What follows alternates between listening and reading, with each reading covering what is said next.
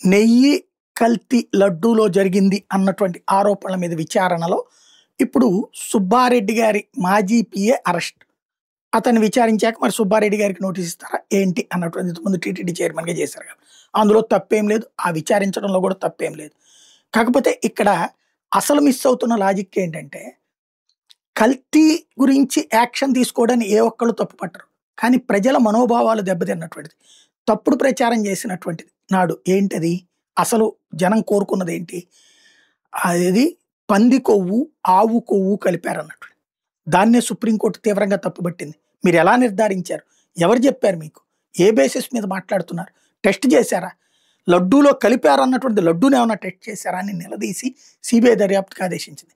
సిబిఐలో మొదట ఒక రెస్పాన్సిబుల్గానే ఉన్న, ఆ తర్వాత మళ్ళీ సిబిఐలో సిట్ వాళ్ళని కూడా ఇన్వాల్వ్ చేసినటువంటి నేపథ్యంలో సిట్కి సంబంధించినటువంటి అధికారులు రాష్ట్ర అధికారులు పెట్టి మళ్ళీ ఇందులో రాజకీయ కోణంలోకి తీసుకొచ్చే ప్రయత్నం చేయడం ఇదంతా నడుస్తుంది. తప్పేం లేదు ఇందులో.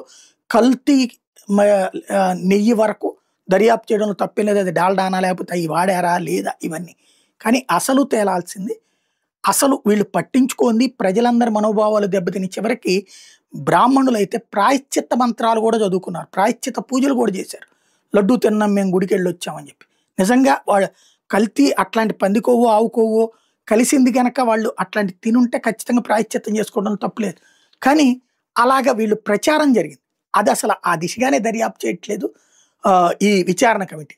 మరి దేవుడినే మోసం చేస్తే, దేవుడి పేరునే మోసం చేస్తే కరెక్టా, ఆలోచించాల్సి ఉంది.